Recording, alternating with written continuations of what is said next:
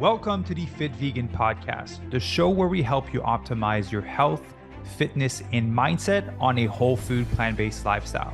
My name is Maxime Sigouin. I am a former triathlete, powerlifter, bodybuilder, and basketball player, and I've been vegan for over 9 years. I'm also the founder and CEO of Fit Vegan Coaching, which has helped over 500 vegans from 20 different countries to completely transform their bodies and their health. I'm excited for you to hear today's episode. Let's get into the show. All right. Good morning, everyone, and welcome to another episode of the Fit Vegan Podcast. Today, I want to talk about why you might be having a hard time being motivated to reach your goal. So I made a post about this on Instagram, and you guys kind of really enjoyed it. I got some really good feedback off of it. So I figured that I would record a podcast on it. So a common thing that I see in the fat loss space, because like you hear me say at the end of every podcast, you have the ability to book a breakthrough coaching call with me. The link is in the show notes if you want to. But a lot of times what I see on this call is people on the call is like, well, I want to lose 10 pounds, right? I want to lose 5 pounds. I'm like, okay, look, that's great. You want to lose 5 pounds. Like, what's the struggle? Why have you not been able to, right? And sometimes it's for the right reasons, where like I don't have the knowledge how to, or I struggle with structure or how to implement it or how to build these healthy habits, and that's great. But a lot of time people are just like, I don't feel motivated to lose the 10 pounds. I'm like, okay, well, like, why do you want to lose the 10 pounds then? Right? I'm like, well, because I feel like I'll look better if I lose the 10 pounds. I'm like, oh, like, why do you think that? Well, because a lot of my friends are kind of same height as me, and they weigh about 10 pounds lighter than I am, and I feel like they kind of look great, and they kind of like mentioned something at one point. So I feel like if I lost 10 pounds, like I kind of look like fit like them. I'm like, okay, well, ultimately, do you care about being 10 pounds? Like, are you happy with the way that you look? And they're like, well, actually, like, I am pretty happy with how I look. I just feel like I should be fitter. Well, I'm like, should is a different goal, right, than want. And so for that person, it just came down to, it wasn't a goal that they wanted to reach. And so that's why they weren't motivated, right? If I ask you to do a task or to work on a specific project where, first of all, you don't have to work on it. Like, this is not like you have a job, you're paid to do it. Like, you do not have to work on this project. And it's a project you're completely disinterested in. Do you feel that you would be motivated to do the actions necessary to reach that goal? Probably not. I know for a fact that I wouldn't, right? And I'll just an example of like when I was in school. When I was in school, I got like, my grades were just bare minimum. I would just pass everything bare minimum. I couldn't get myself to study. I was very disinterested in the things that I was studying when I went to college specifically. Very disinterested. And then my teacher's like, well, I actually went to the doctor's like, you have like a form of like ADHD, you have a hard time focusing. I was like, I don't feel like I have a hard time focusing. I feel like I just don't like what I'm studying. And so I went on a chunk of my life thinking that like I have a hard time focusing. I have a hard time, doing the work that I need to do to get good grades. And it just like stayed with me for a huge chunk of my life until like a few things clicked for me. And I found subjects that I was really interested, like fitness and nutrition being one of them, business being one of them. And I just found myself reading and learning and just being hungry for learning and just being hungry for taking actions and taking steps. And I just realized like I was after, like ultimately when I went to school, it's a different conversation, but it wasn't something that I ultimately wanted and I felt that I needed for what I wanted to accomplish. Now there's different philosophies on school. I'm doing great in my life. I graduated high school, didn't finish college, but that's a different conversation. But ultimately, I discovered that it was a goal that I didn't really ultimately want. And that's why I was having a hard time focusing and doing the work that was necessary to get there. And then when I got into fitness and nutrition, I was like, whoa, this is fun. I have the ability to manipulate my body. Great. Let me learn some more. And then I've been in this space for almost 17 years. I just continuously learning, right? For business, training, nutrition, mindset, psychology. I would say that I would consider myself one of the most disciplined person when it comes to taking action and learning that I have around me in my life. And you can pretty much ask anyone that's really close to me. I'm a machine when it comes to learning and getting things done because I enjoy what I'm doing. And so to bring that back to the point of fat loss and nutrition, potentially if you're struggling to do the actions that are necessary for you to reach your goal, ultimately it's maybe just a goal that you don't really care about, that you feel that you should have because society says that you should weigh this much. Society says that you should look this much. If you feel awesome in your body and you're healthy, right? That's a different thing. If you're actually healthy and you feel awesome in your body, and maybe all you need to do is like lose 10 pounds versus, 20, 30 pounds, which would put you at an extreme level of leanness that would actually be unhealthy. And hey, just go for the 10 pounds, right?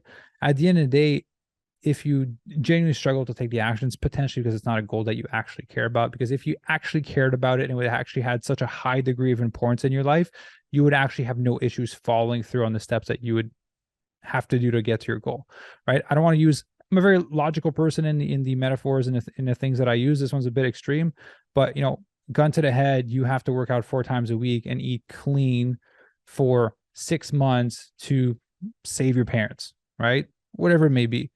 Everyone would find it in them to stick to it for 6 months and work out consistently, never miss a freaking workout, right?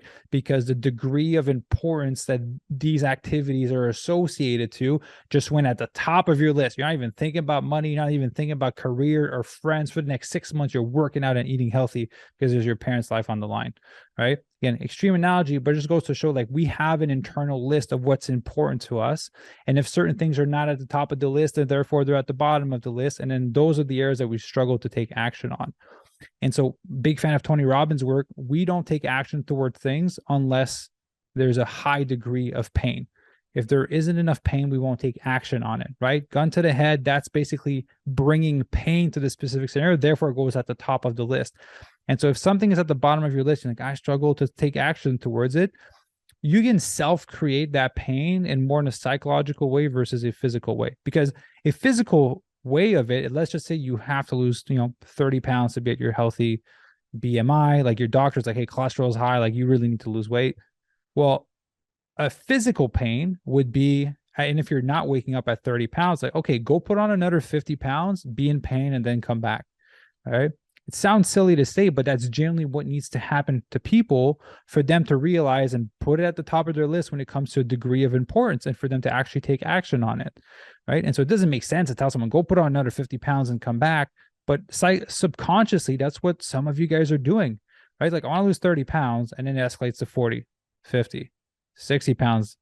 And then you're like, shit, I got to lose 60 pounds now. Now this is painful. Now I better do something about it. Well, you could have cut half the journey in half when you were at 30 pounds and done something about it.